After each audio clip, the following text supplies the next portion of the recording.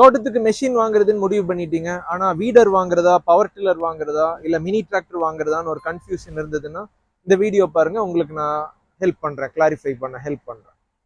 வணக்கம். என் பேரு பிரவீன் ராஜன். ஷார்ப் கருடா ஃபார்ம் எக்யூப்மெண்ட்ஸோட மேனேஜிங் டைரக்டர். ஸோ ஒரு ஸ்மால் ஃபார்ம் வச்சிருக்கீங்க அப்படின்னா, அண்டர் 10 ஏக்கர்ஸ் ஒரு ஃபார்ம் வச்சிருக்கீங்க அப்படின்னா, இந்த 3ல எது வேணாலும் வாங்கலான்னு யோசிக்கலாம். வீடர் வாங்கலாம், பவர் டில்லர் வாங்கலாம், இல்ல மினி டிராக்டர் கூட வாங்கலாம். எது உங்க ஃபார்முக்கு சூட்டபிள் அப்படிங்கறத தான் இந்த வீடியோல நான் கிளாரிஃபை பண்ண ட்ரை பண்ண போறேன். ஸோ ஃபர்ஸ்ட் வந்து ஏரியா கவரேஜ் பாத்தீங்கன்னா, இந்த சென்டர் ரோட்டரி வீடர்ஸ்ல 2 டைப்ஸ் இருக்கு. ஒன்னு வந்து சென்டர் ரோட்டரி, இன்னொன்னு பேக் ரோட்டரி. இந்த சென்டர் ரோட்டரி வீடர்ஸ் பாத்தீங்கன்னா கொஞ்சம் விட்த் ஆஃப் கட் வந்து அதிகமா இருக்கும். இந்த பேக் ரோட்டரி வீடர்ஸ் பாத்தீங்கன்னா விட்த் ஆஃப் கட் கொஞ்சம் கம்மியா இருக்கும். பொதுவா விட்த் ஆஃப் கட் நிறைய இருக்கிறதுனால ஏரியா கவரேஜ் வந்து சென்டர் ரோட்டரி வீடர்ஸ் வந்து கொஞ்சம் சீக்கிரம் முடியும். பேக் ரோட்டரி வீடர்ஸ் வந்து அதை விட கொஞ்சம் நேரம் சேர்ந்து வரும். பட் அதாவது நான் சொல்றது ஒரே ஹெச்பியில் இருக்கிற centre rotary weeder versus back rotary weeder. HP range மாறிடுச்சுன்னா அப்போ அந்த ஹெச்பியோட தான் back rotary centre rotary compare பண்ணிக்கணும். ஸோ இப்போ ஜஸ்ட் ஃபார் எக்ஸாம்பிள் சொல்றேன். இப்போ இந்த நம்மளதுலேயே GH100Pன்னு ஒரு மாடல் இருக்கு. அந்த மாடல் பார்த்தீங்கன்னா உங்களுக்கு 1 ஏக்கர் கவர் பண்றதுக்கு 5 மணி நேரத்துக்கு மேல ஆகுது. 5.2 மணி நேரம் ஆகும் ஒரு ஏக்கர் கவர் பண்றதுக்கு. இந்த மெஷின் இருக்கு பாத்தீங்களா, மினி வீடர் டீசல். இந்த மெஷின்ல நீங்க back rotary machine 1 acre cover பண்றதுக்கு 6 மணி நேரம் ஆகுது. ரெண்டுமே வந்து உங்களுக்கு 6 HP தான் வரும். ஸோ அந்த சென்டர் ரோட்டரி வீடர் கொஞ்சம் கம்மியாகும். ஏன்னா அதோட விட்த் ஆஃப் கட் வந்து அதிகம். இதோட விட்த் ஆஃப் கட் கொஞ்சம் கம்மி. அதனால நேரம் வந்து கொஞ்சம் சேர்ந்து வரும். அப்படின்னா நான் சென்டர் ரோட்டரி வாங்கிக்கிறேன் அப்படின்னு இப்பவே டிசைட் பண்ணிடக்கூடாது. அது வந்து நம்ம மெஷினை சூஸ் பண்ணும்போது வெறும் விட்த் ஆஃப் கட்டை மட்டும் திங்க் பண்ணி சூஸ் பண்ணக்கூடாது.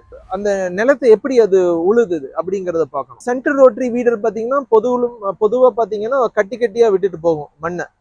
அதுவும் பார்த்தீங்கன்னா மோஸ்ட்லி நல்ல பதமான ஃபீல்டில் தான் அது நல்லா ஓடும். இல்லாட்டி மெஷின் வந்து மேலே ஓட ஆரம்பிச்சிடும், மண் மேலே ஓட ஆரம்பிச்சிடும். அதாவது நீங்க இழுத்து பிடிக்கிற மாதிரி வரும், அப்பதான் கட் பண்ணும். இந்த மாதிரி பேக் ரோட்டரி மெஷின் என்ன பண்ணும்னா, ட்ரிவன் வீல்ஸ், இந்த வீல்ஸ் கியர் பாக்ஸ் வழியா இந்த வீல்ஸுக்கு பவர் போகுது இல்லையா, அது வந்து மெஷினை வந்து வாக்கிங் ஸ்பீட்ல போக வைக்கும், நடக்கிற ஸ்பீட்ல போக வைக்கும். இந்த ரியர் ரோட்டரி வந்து பாத்தீங்கன்னா ரொம்ப அதிகமான ஆர்பிஎம்ல சுத்தும். இந்த கேஸ்ல பாத்தீங்கன்னா 370 ஆர்பிஎம்ல சுத்தும். 370 to 400 ஆர்பிஎம்ல சுத்தும் போது உங்களுக்கு மண் வந்து நல்லா பல்வரைஸ் ஆயிரும். அது ஒரு அட்வான்டேஜ். இன்னொன்னு, ஹார்டான ஃபீல்டா இருந்துச்சுன்னா, ரொம்ப இது வரைக்கும் ரொம்ப வேலை செய்யாத பூமியா இருந்ததுன்னா, இந்த மாதிரி பேக் ரோட்டரி வீடர் மட்டும்தான் அதை நல்லா கட் பண்ணும். ஸோ அதனால ஜஸ்ட் வீடிங் வித்தை மட்டும் பார்த்துட்டு செலக்ட் பண்ணக்கூடாது. உங்களுக்கு நல்ல ஃபீல்டு ரொம்ப சாஃப்டா இருக்கு அப்படின்னா நீங்க சென்டர் ரோட்டரி வீடர் சூஸ் பண்ணலாம், இல்லாட்டி பேக் ரோட்டரி வீடர் தான் சூஸ் பண்ணலாம். இப்போ இன்னொரு எக்ஸாம்பிள் சொல்றேன். நம்ம கிட்டயே வந்து மாஸ்டர் வீடர்னு ஒரு ப்ராடக்ட் இருக்கு. அது வந்து 9 HP அந்த மாதிரி 9 HP to 12 HP என்ஜின் ஆப்ஷன்ஸோட வரும். அது பார்த்தீங்கன்னா உங்களுக்கு ஒரு ஏக்கர் பார்த்தீங்கன்னா 2 மணி நேரத்துல கவர் பண்ணிடலாம். இந்த டைன் எக்ஸ்டென்ஷன் இருக்கு, அதெல்லாம் போட்டிங்கன்னா 2 மணி நேரத்துல கவர் ஆயிரும் 1 ஏக்கர் ஃபீல்டு. நான் சொல்ற 1 ஏக்கருங்கிறது பிளெயின் ஃபீல்டு, நடுவில் எதுவும் ரோ கிராப்ஸ் எல்லாம் எதுவுமே இல்லாம ஒரு ஃபீல்ட்ல வந்து உங்களுக்கு 2 ஹவர்ஸ்ல கவர் பண்ணிடும். வீடரா பவர் டில்லரா அப்படின்னு ஒரு கம்பேரிசன் உங்களுக்கு யோசிக்கிறீங்க அப்படின்னா, என்னென்ன ஆப்ரேஷன்ஸ் பண்ண போறீங்கன்னு நீங்க ஜஸ்ட் ஒரு பேப்பர்ல எழுத ஆரம்பிங்க. என்னென்ன பண்ண போறீங்க? நீங்க வெறும் பிளெயின் ஃபீல்டு உழவு ஓட்ட போறீங்களா, இல்ல தென்னை மரம் இருக்கு அதை சுத்தி நான் ரவுண்டு பாத்தி கட்ட போறேன், இல்ல கரும்பு காடு இருக்கு அதுக்கு நடுவுல மண் அள்ளி போடுறதுக்காக ஓட்ட போறேன், இல்ல பனானா வச்சிருக்கீங்க வாழையில வந்து ஓட்டி மண் அணைக்கணும், அந்த மாதிரி ஒர்க் பண்ண போறீங்க. இது எந்த ஒர்க் பண்ண போறீங்கன்னு சூஸ் பண்ணிக்கோங்க. அது இல்லாம வேற என்னென்னலாம் அந்த வீடர் உங்களுக்கு பண்ணணும், வீடரோ பவர் டில்லரோ என்னென்னலாம் பண்ணணும். உங்களுக்கு இரிகேஷன் பண்ணணுமா, ஏதோ வாய்க்கால் சைட்ல இருந்து தண்ணி எடுத்து விடணும், ஆர் ஹெச்டிபி பம்பு மாட்டி மருந்து அடிக்கணும், வேற என்ன இருக்கு, இல்ல வாய்க்கால் போடணும், ரிட்ஜர் வச்சு வாய்க்கால் போடணும், அந்த மாதிரி என்னென்ன ட்ரெய்லர் மாட்டி பொருள் எல்லாம் எடுத்துட்டு போகணும், அந்த மாதிரி என்னென்ன ஒர்க் எல்லாம் இருக்குன்னு ஃபர்ஸ்ட் எழுதிக்கோங்க. அதுக்கப்புறம் நீங்க சூஸ் பண்ணலாம் எந்த மெஷின் வாங்கணும் அப்படிங்கிறது. அந்த மாதிரி மண் அணைக்கிற ஒர்க் எல்லாம் இருக்குன்னா நீங்க சென்டர் ரோட்டரி யோசிக்கவே கூடாது, பேக் ரோட்டரி மெஷின் தான் யோசிக்கணும். ஏன்னா அதுல மட்டும்தான் அது பண்ண முடியும் கரெக்டா. உங்களுக்கு ஹெச்டிபி ஸ்ப்ரேயர் மாட்டணும், வாட்டர் பம்ப் மாட்டணும், அந்த மாதிரினா சென்டர் ரோட்டரிலையும் அட்டாச்மெண்ட்ஸ் இருக்கு, பேக் ரோட்டரி மெஷின்லையும் அது மாற்ற மாதிரி அட்டாச்மெண்ட்ஸ் இருக்கு. ஒன்னொன்னும் வேற மெத்தட்ல இம்ப்ளிமெண்ட் பண்ணியிருப்பாங்க. பட் ஒர்க் அதே ஒர்க் தான் பண்ணும். பட் அந்த மாதிரி வரும்போது யாருக்கிட்ட அந்த அட்டாச்மெண்ட்ஸ் எல்லாம் இருக்குன்னு நீங்க பார்த்துட்டு என்ன மாதிரி சைஸ் பம்பு அதெல்லாம் நீங்க பார்க்கணும். செல்ஃப் பிரைமிங் பம்பா இல்ல வெறும் நான் செல்ஃப் பிரைமிங் பம்பா அந்த மாதிரிலாம் நீங்க செலக்ட் பார்த்துட்டு நீங்க சூஸ் பண்ணிக்கிறது பெட்டர். இப்போ பவர் டில்லர் வெர்சஸ் வீடர்னு பார்த்தீங்கன்னா பவர் டில்லர் வெயிட் அதிகம். அதனால இந்த தென்னை மரத்தை சுற்றி ரவுண்ட் பாத்தி கட்டும்போது கொஞ்சம் கஷ்டப்படுவாங்க. மணல் மூட்டை எல்லாம் பேக்ல வச்சுட்டு தான் பண்ணுவாங்க, இல்லாட்டி அது மெஷின் மேலே ஏறிடும். இந்த மாதிரி மினி வீடர் எடுத்தீங்கன்னா இது ஃபார்வர்ட்லயே அந்த வட்டப்பாத்தி கட்டிடலாம்.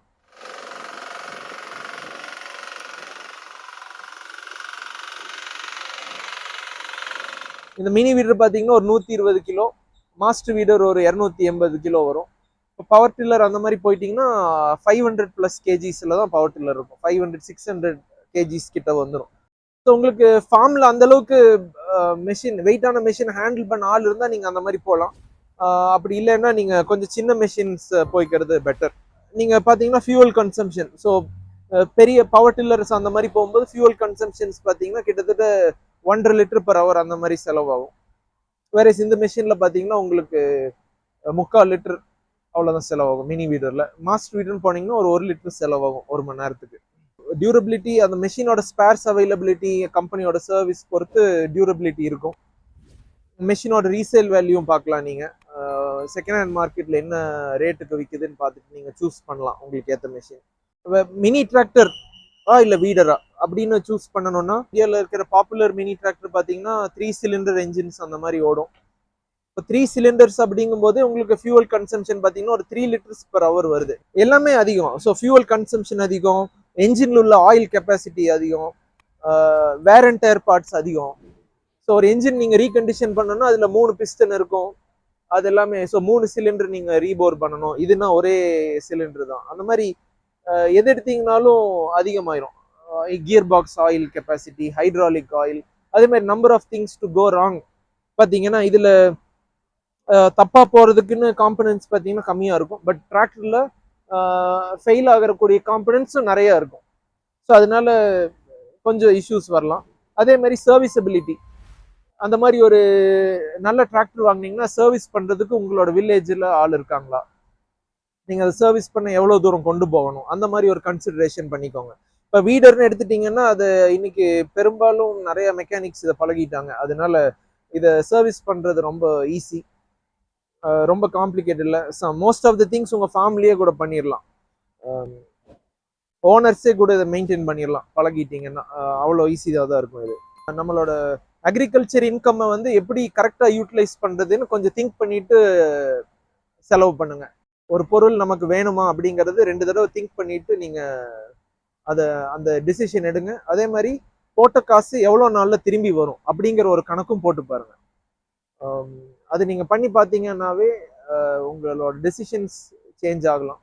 ஏன்னா எல்லாமே ஹார்ட் ஏர்ன்டு மணி தான். நீங்கள் வேர்வை எல்லாம் போட்டு பண்ணுற வேலைக்கு நீங்கள் ஏர்ன் பண்ணுற மணி வந்து கரெக்டான இடத்துக்கு தான் போகணும். ஓரளவுக்கு உங்களுக்கு ஐடியா கிடைச்சிருக்கும்னு நினைக்கிறேன் எப்படி ஒரு மெஷினை சூஸ் பண்ணுறது அப்படிங்கிறது. இதுக்கு மேலே உங்களுக்கு டவுட் இருக்குன்னா கீழே இருக்கிற நம்பருக்கு கால் பண்ணுங்கள். நம்ம கம்பெனியோட எக்ஸிக்யூட்டிவ் உங்களுக்கு கைட் பண்ணுவாங்க எந்த மெஷின் சூஸ் பண்ணலாம் அப்படிங்கிறது. இது ரொம்ப இம்பார்ட்டன்ட் விஷயம். இப்போது கருடாவில் வந்து நம்ம சண்டேஸ் எல்லாம் ஓப்பனாக இருக்கும். ஸோ பிகாஸ் வி அண்டர்ஸ்டாண்ட் நிறைய கஸ்டமர்ஸ் வந்து சண்டே தான் ஃப்ரீயாக இருப்பாங்க, அவங்கனால மற்ற நாளில் வர முடியாது. அதனால சண்டேஸ் நாங்கள் ஓப்பனாக இருக்கோம். ஸோ ஒரு கால் பண்ணிவிட்டு நீங்கள் வாங்க. உங்களுக்கு மெஷின் டெமோ பார்க்கணுன்னா இங்கேயே பார்த்துடலாம். எங்களோட டெமான்ஸ்ட்ரேஷன் ஃபீல்டே இருக்குது பக்கத்தில், அங்கேயே நம்ம டெமோ பார்த்துடலாம் எந்த மெஷினாக இருந்தாலும். நன்றி, வணக்கம்.